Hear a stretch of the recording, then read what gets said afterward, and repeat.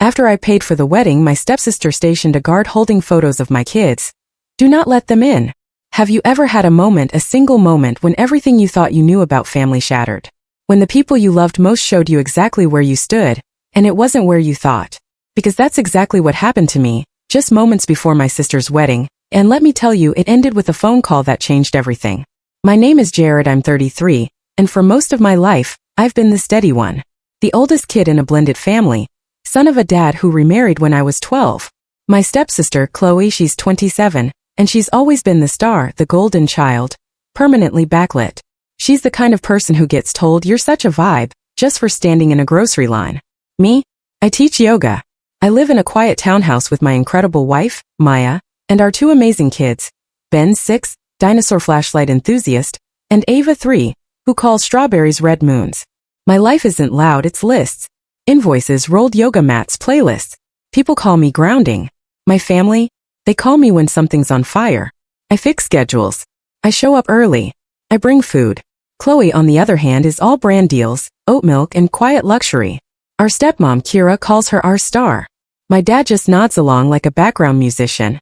Growing up, the script was clear. I was the handler, the guy with the extra charger and granola bars. Chloe was the main character. At holidays, she'd change outfits like the sun changes angles, while I carved the turkey and refilled water. She curated tablescapes, we all clapped. I made peace with that role. It's not bad being useful, making sure the people you love are fed. But you also get used. The day this story truly ignites was a Tuesday in May. My morning yoga class was good, half full, strong breaths. No tears during pigeon pose. I was wiping down blocks when my phone buzzed. It was Kira, my stepmom. My stomach immediately tightened. I almost let it ring out. But I answered. I always do. Jared, she said, her voice laced with that specific, urgent sweetness that signals a Chloe-related emergency. Where are you? At the studio. I told her. Everything okay? Everything's beautiful, she purred, which I knew meant everything was about Chloe. We need to talk about the wedding. It's coming together fast. The venue needs a decision by Friday. They mentioned a deposit. I leaned against the cubbies where my students keep their socks, already feeling the familiar pull. Okay, I said slowly. We'll go over the details at dinner, she announced, not asking, but slotting an event onto my calendar like a fridge magnet. You know Chloe's vision. Classic, clean, elevated. She paused, waiting. I stayed silent. You always step up, she added, her voice softening, like she was wrapping a fluffy blanket around a demand. We're counting on you. There it was. The first flicker. Not the money itself yet, but that sentence. You always step up. The magic phrase that had opened every door, every favor for years. I looked out the studio window. A kid on a scooter wiped out, popped right back up, and rode on. I thought of Ben and Ava in their car seats, the crumb graveyard, the sticky hands. I thought of my savings spreadsheet, the careful columns. Rent, groceries, preschool, taxes, the oh no fund we just started. Dinner's at 6, Kira said. Bring the kids. Then, almost an afterthought, bring Maya too. Like my wife was optional. When the call ended, I stood in the quiet studio, feeling a heat behind my eyes. Nothing had really happened yet, just a question wrapped as a foregone conclusion. But I could smell the pattern lighting up like incense. Slow, then smoke everywhere. On the walk home, one sentence played on a loop. You always step up, followed by, at what cost? Dinner at Dad and Kira's is always a performance. Kira's table was all neutrals and gold forks. Linen napkins, even for reheated lasagna. Dad poured wine like it was his new personality. Chloe arrived 30 minutes late, in something white and slippery, her fiancé Parker trailing behind, looking like a freshly manicured golf course. Jaber, Chloe sang, using the old nickname. My favorite brother.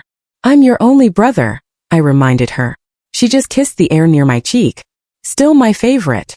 Maya squeezed my hand under the table, a silent warning. The kids, Ben and Ava, colored quietly at Kira's kids' station. A tray with 2 crayons and a gold-rimmed cup. After salad, Kira brought out a binder. Should have been funny. It wasn't. She placed it in front of me with 2 fingers like a contract. We're keeping it minimal, Chloe said, opening to a page with a chandelier that looked like an octopus made of diamonds. Just tasteful moments. Parker pointed to a photo of a barn that costs more than my car. Rustic but modern. Okay, I said. It's a syllable that can mean many things. Kira flipped to a glossy spreadsheet. Who prints spreadsheets on glossy paper? This is just the initial ask, she said.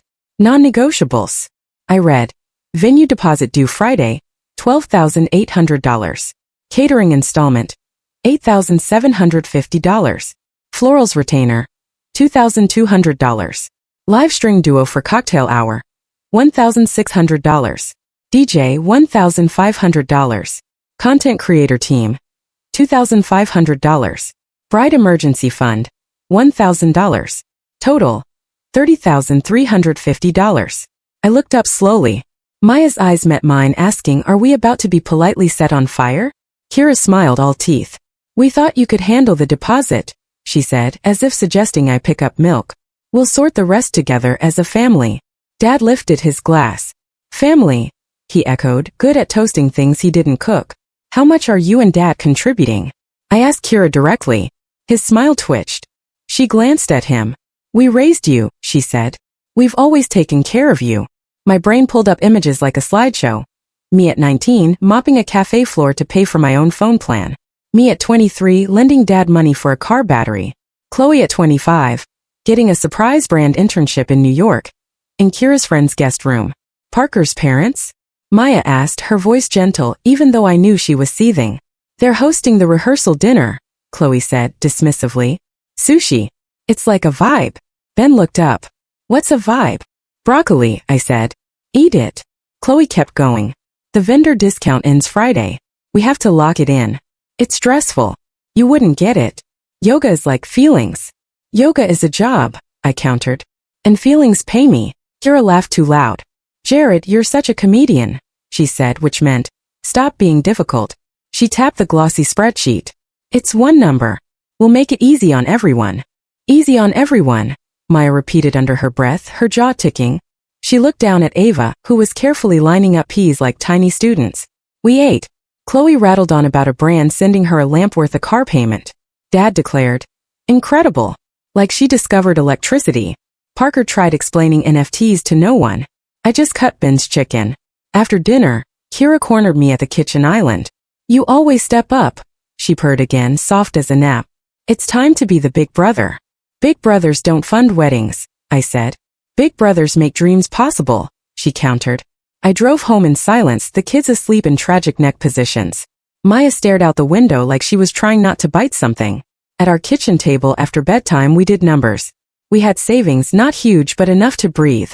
Enough to cover if the car died, or a client canceled 6 sessions. But we couldn't be their bank. I wrote $20,000 total on the back of an envelope. Writing limits made them feel real. Maya stroked the spot between her eyebrows where a headache lived. "We can't be the only adults in their story," she said. "I know," I replied. "But it's Dad." "It's Kira," she corrected. "And Chloe. And you, Jared. You standing where they ask you to stand." I texted Kira. "We can help with the venue deposit. We can't cover everything." She replied too fast. "Knew you'd come through. Send by Friday." Then Chloe. Crying happy tears. "You're the best." "No thank you. Just a pin to my shirt." I slept badly. Woke at 4 a.m., staring at the ceiling, thinking of my students and how I tell them to notice where they grip. Jaw, shoulders, hands. I unclenched. Didn't fall back asleep. Friday arrived. I didn't send anything. I texted Kira. "We'll talk more." She sent 3 cake emojis and a champagne bottle, as if negotiation was a party. I taught class telling my students to root down, meaning, don't get yanked around. I drove home listening to a voicemail from Dad about tradition, stepping up and doing the right thing. I breathed. I didn't answer. Then the slow squeeze began. A week later. Retainer due. Will reimburse ASAP. 2 days after that. DJ special ends today. Can you front? Then. Content team gave us a deal if we book now. Game changer. Each message was small, none said please. They stacked like blocks until they were a wall. I held the line once, twice. Then I heard Kira cry in a voicemail. I caved. I told myself it was a loan. I told myself grown-ups keep receipts. I started a note in my phone. Chloe wedding track. I typed numbers. My stomach dropped after each one. I told myself it was family. I told myself it was temporary. Meanwhile, the little cuts kept coming. Tasting is adults only. No kids in the bridal suite, delicate fabrics. Please don't bring plastic toys, they ruin the vibe. The vibe got bigger than the people. My name became a square on a spreadsheet. A week before the wedding, Kira texted. Final head count. No kids, right? Bride's vision is upscale. I stared at the screen. I typed, "We're a family of 4. She typed back, "We'll figure it out." She didn't say how. "We'll figure it out" had always meant you will bend. I picked up the kids from preschool. Ava showed me a frog sticker, calling it a green moon. Ben asked if he could wear his dinosaur tie to the wedding. I said yes. I swallowed something that tasted like a penny. The day before, I drove Parker across town to pick up cufflinks because his Tesla needed a charge. He played a podcast about optimization and called me champ. Back home, Maya looked at me like I was telling a bad joke, and it was still going. "You don't have to be their hero," she said. "I know," I replied. I didn't change anything. The morning of the wedding arrived. I put on my only good suit. Maya wore a navy dress that made her look like the person you call when the plane engine stops. Ben's dinosaur tie was crooked. Ava's hair clip was a star. I packed snacks, crayons, spare tights, 2 tiny toy cars, Band-Aids, wipes, a charger. A plan. We drove to the venue in a long line of cars. The barn was beautiful, the sky unsure. I rolled my shoulders and told myself to be air, to flow around the nonsense, to just get through it. I did not plan for what was waiting at the top of the steps. At the entrance, a man in a black suit stood, a security guard dressed like a guest. He held a clipboard with a clear sheet protector. Inside were 2 color printouts. Ben's kindergarten photo, Ava in pigtails, and in black marker above their faces, "Do not admit." Maya's hand found my arm and tightened. My stomach dropped like I'd missed a step. The man smiled professionally. "Afternoon. Are you Jared?"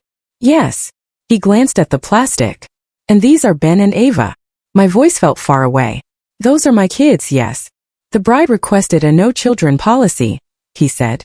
"I'm instructed to have any minors escorted to the on-site sitter. If you refuse, I'm supposed to deny entry." "There is no sitter," I said, "because we weren't told about a sitter." He shifted his weight. He didn't look mean. He looked like someone whose job just got weirder than he signed up for.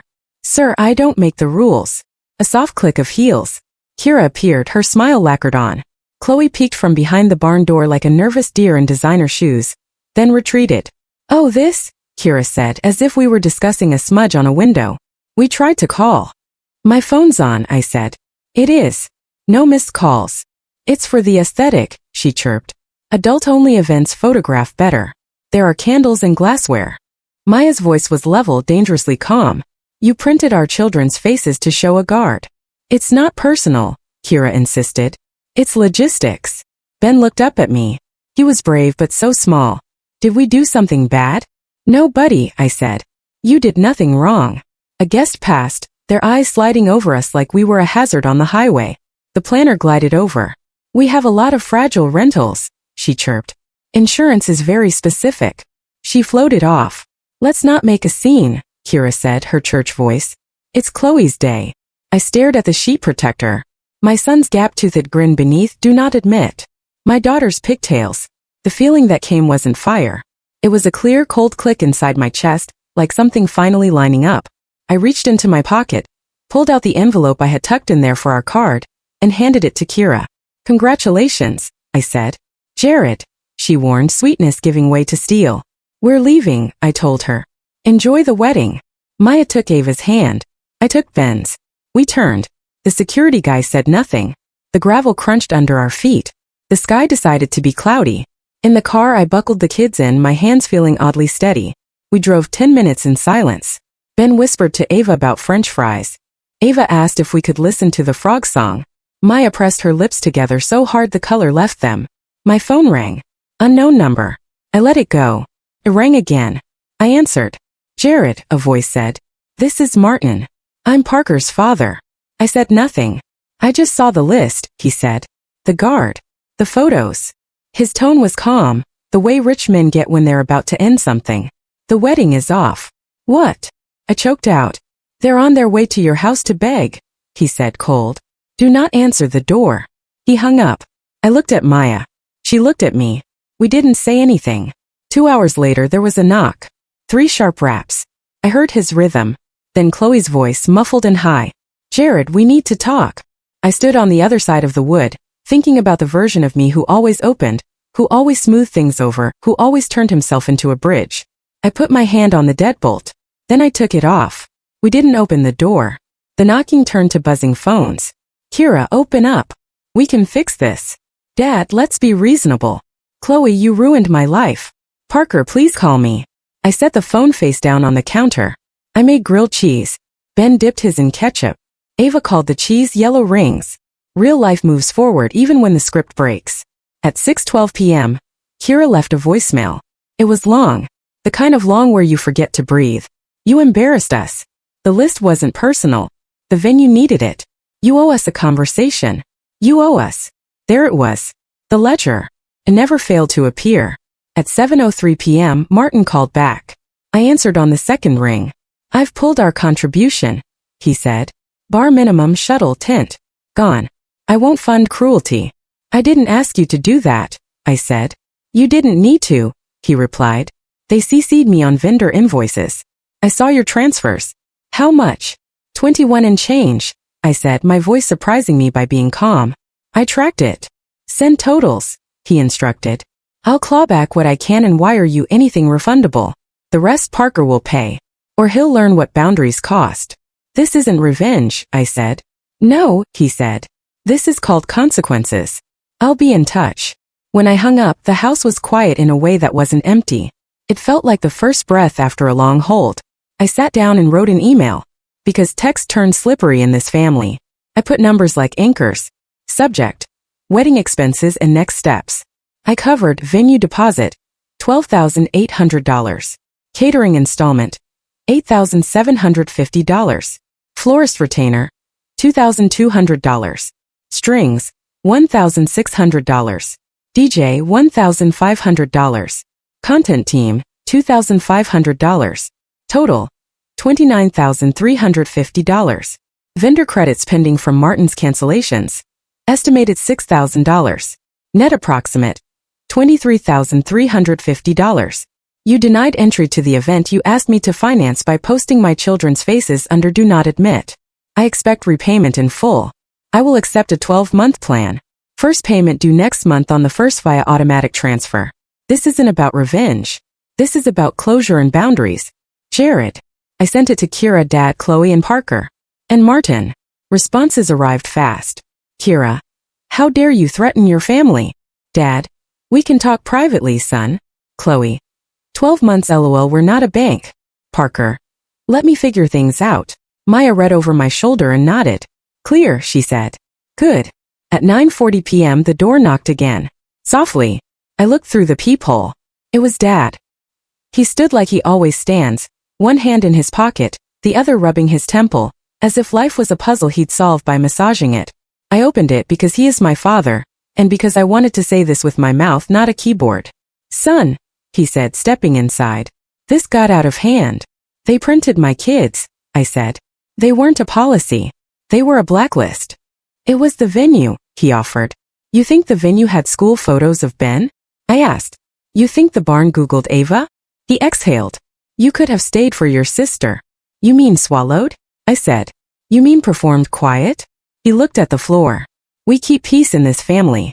Peace without respect is just silence, I told him. I'm done performing silence.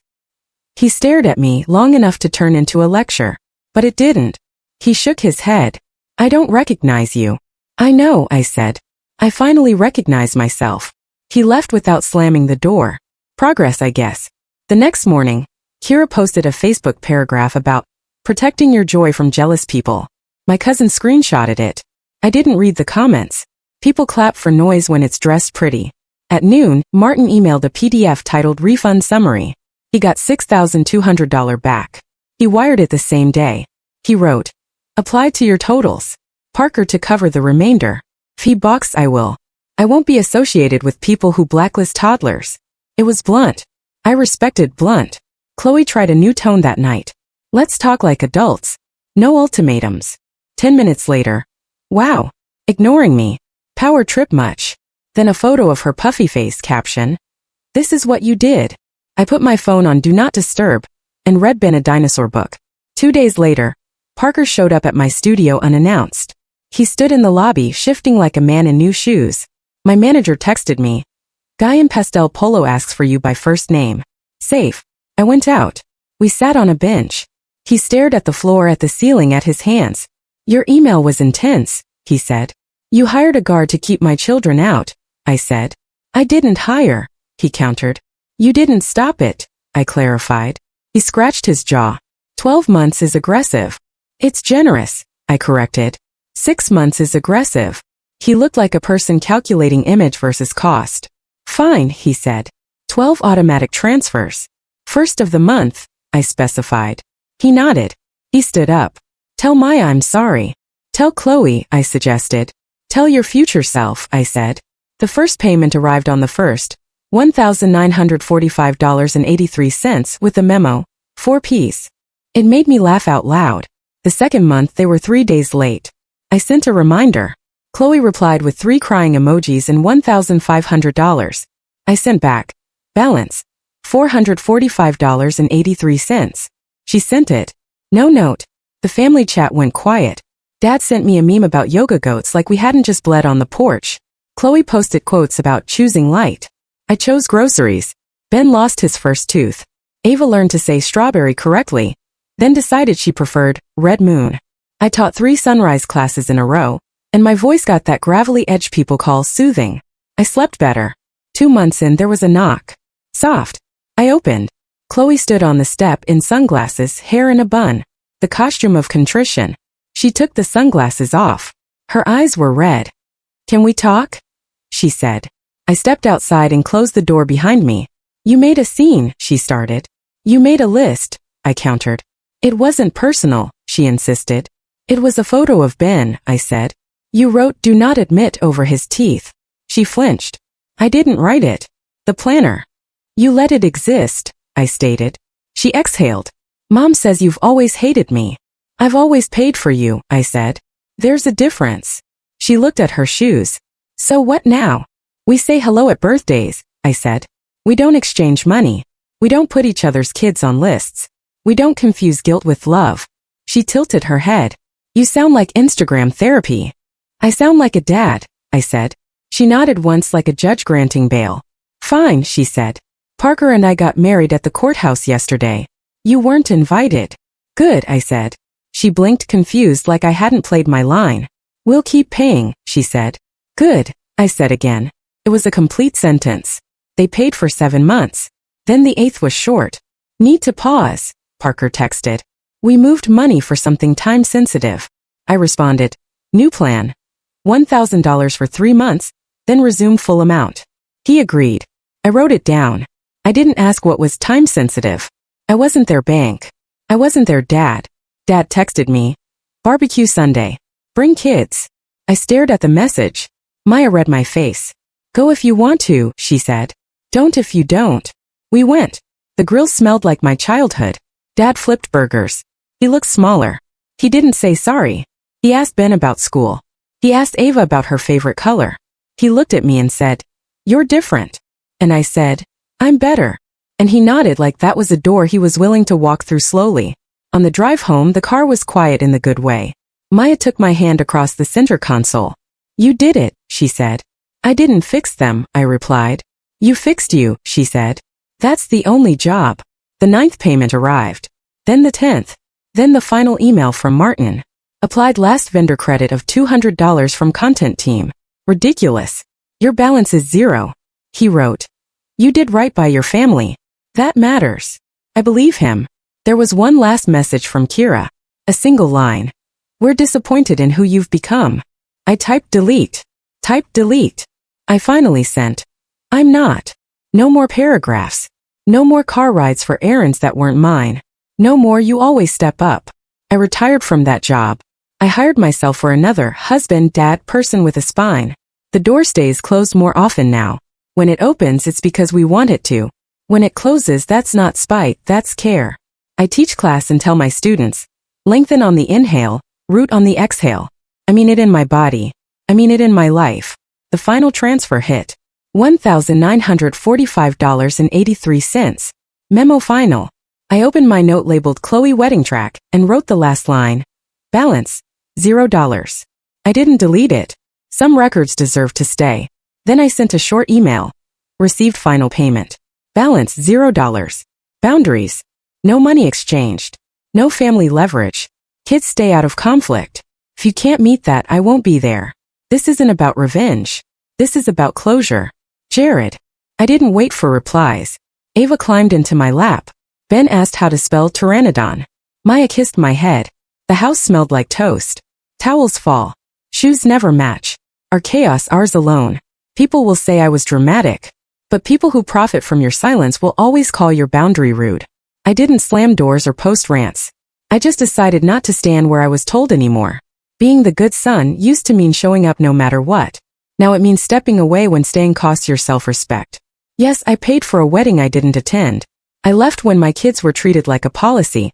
I sent numbers instead of screams. I said one line that mattered. This isn't about revenge. This is about closure. I'm not the hero in Chloe's story. I don't need to be. I'm the dad who took his kids for fries instead of letting them be risks on a clipboard. Boundaries aren't walls. They're doors that only open from the inside. This is how I ended it. This is how I started again. So after hearing all of this, I'm really curious. What would you have done in my place? Have you ever had a moment where you realized you needed to set a really tough boundary with family? Let me know in the comments below. I'd really love to hear your thoughts.